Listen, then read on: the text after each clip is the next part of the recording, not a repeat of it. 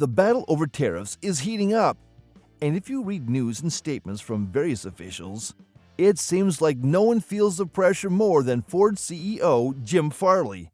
And it's not like Farley is just venting. He's sounding the alarm on what could be a disaster for both the industry and consumers, because no one believes anymore that Trump's move will actually protect U.S. manufacturing. It's quite the opposite. Why did Ford CEO explode over Trump's tariffs? And why Ford's future is in danger in particular? Stay with us to find out. Ford's CEO is furious.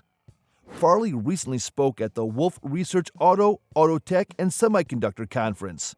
There, Farley was literally calling for help, and it was pretty easy to notice that he's furious over Trump's modus operandi. Farley noted that President Trump frequently discussed strengthening the U.S. auto industry by increasing domestic production and innovation, and even pointed out that this would be one of the greatest achievements of the current administration. But even though Farley has no doubt that intentions are good, he's sure that things are currently done in a completely wrong way. Simply put, Ford and other American automakers manufacture a large number of their vehicles in Mexico and Canada. So with the new 25% tariff, it's clear that this could turn out to be a major problem, because the only way to retain profitability would be to raise the prices, and no one wants that. The thing is that even though Ford seems less affected than GM and Stellantis, considering that it hasn't moved pickup truck production down to Mexico, its vehicles that are assembled in U.S. plants rely heavily on parts sourced from outside of the country. Simply put, their production is not entirely American-made, so it's pretty clear why Farley worries so much about the tariffs. At the moment, the 25% tariff plan has been postponed, but on the other hand, Trump is now considering a 100% tariff on cars from Canada, which only adds to the overall insecurity and unpredictability of the industry, in the way that frequent changes of plans don't leave too much maneuvering space in terms of adapting to new circumstances and working out new strategies to avoid potential cost increases. Stockpiling as a method of fighting tariffs. Farley clearly stated that if tariffs were permanent, Ford would have a couple of months before it would feel the effects of new rules. So some experts pointed to stockpiling as a way to fight it. Moreover, GM has already been preparing for such a scenario, and actually stands much better than Ford in this aspect. GM officials believe that they could offset up to 50% of the impact by requiring additional capital. But everyone knows that GM CEO Mary Barra has always been known as a person with overly optimistic statements. The thing is that GM is working on a few different scenarios. For example, GM has been accelerating deliveries from Mexico and Canada for some time, ahead of any tariffs taking effect. On the other hand, Barra also talks about GM's capability to shift production of the most important models from Mexico and Canada to the U.S. But for now, she did not give any explanation of whether GM would do such a thing and how much that would all cost. But Farley knows very well that this kind of Barra's talk is nothing more than an attempt to calm the public and shareholders, because stockpiling can only work in the short term. If tariffs remain permanent, or take place for an extended period, it's clear that this method can only work for some time. Sooner or later, serious challenges will come. That's why Farley warned several times that tariffs and changes of the Inflation Reduction Act, which we will talk about in a moment, can lead one way only: to threaten jobs and investments in key manufacturing states, such as Michigan, Tennessee, Kentucky, and Ohio. President Trump already stopped the release of funds from the Infrastructure Investment and Jobs Act, which only creates further instability in these extremely turbulent times. Pickup trucks are the key. The new 25% tariffs will affect all models, but if we talk about Ford and other American automakers, it's pretty clear that pickup trucks will suffer the most. These are the most popular models across the U.S., and with such a volume in mind, which measures in hundreds of thousands on a yearly basis, it's clear that every part matters. GM and Ram moved part of their truck production to Mexico and Canada long ago. Ford, on the other hand, assembles all of its full-size pickups in the U.S. Does that mean we are talking about American-made products? Not at all. Ford may be assembling its trucks in the US, but there are way too many parts sourced from Canada and Mexico, including the most important ones, engines.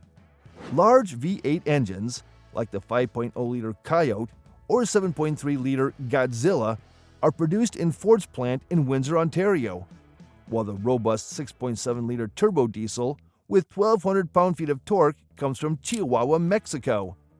The 10-speed automatic transmission is also produced in Mexico, so it doesn't surprise that models like the F-150 often end at the bottom of the list of most US-made vehicles, and that they are about to be affected by the new tariffs heavily. That's not all. Besides full-size pickups, there is the problem that Ford has with its compact pickup, the Maverick, which is also super popular and a big profit generator. Well, that small pickup is assembled in the Hermosillo plant and uses the vast majority of parts produced in Mexico, starting from the hybrid powertrain and 8-speed automatic gearbox for the gas-only model. With so much reliance on Mexican-made parts and trucks, it's easy to conclude that Ford is currently working on various strategies to deal with this crisis. Will it try to absorb additional costs first, or will it make radical moves like production relocation right away? Even the Blue Oval management doesn't have an answer to that question. Steel and aluminum tariffs. These 25% tariffs aren't the only ones that are coming with Trump's new administration.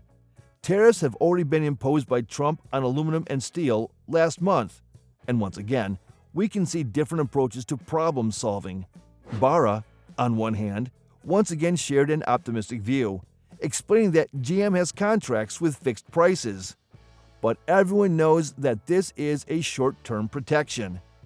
That's why Farley's statements are way less optimistic, as Ford's CEO pointed out long-term effects right away, suggesting that they could be significant. The company's CFO, Sherry House, said that Ford sources 90% of its steel from the US and only 10% from Canada.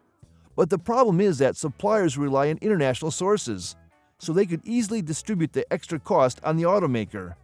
Once again, the whole point is that tariffs are currently causing nothing but chaos and uncertainty. In a few weeks, we could see massive disruptions in supply chains, and almost certainly a raise in the cost of both steel and aluminum, which are the key components in automotive production. Foreign automakers have advantage. Among numerous statements about the negative effects of tariffs, one is particularly interesting. Namely, Ford's CEO also stated that Trump's original proposal to impose 25% tariffs won't just be disastrous for American companies, but also unfairly benefit European and Asian automakers who import nearly 2 million vehicles to the US every year. And if you think about it, Farley has the point. For example, there are still no tariffs on Japanese and Korean products, and automakers are currently benefiting from some, for them, pretty good deals. For example, the trade agreement between the US and Japan puts no more than a 2.5% tariff on Japanese-made cars. Korean automakers, on the other hand, don't have to pay import taxes at all. In that way, Asian automakers will soon enough be in a much better position, with way more possibilities for forming competitive prices, which is in a complete collision with Trump's initial plan to protect domestic industry. Farley, tariffs lead to job losses. If you ask Farley, Barra, or anyone from the automotive sector, they would all say that, even if tariffs are a perfectly good idea, this isn't the right moment for them. Farley already said that no one needs extra pressure on the budget, at times when there's already a massive strain due to the ever-rising costs of the electric revolution. This clearly isn't a good moment for disruption. President Trump has talked a lot about making our U.S. auto industry stronger, bringing more production here, more innovation to the U.S. And if his administration can achieve that, it would be one of the most signature accomplishments, Farley said, and then added, but from what we've learned so far, new rules seem to have more negative effects than good ones. Trump's administration will also roll back certain parts of the Inflation Reduction Act, and this will compromise pretty much everyone working on the electric vehicle production. With new measures in effect, the EV growth can only slow down even more, and that logically leads to further cuts.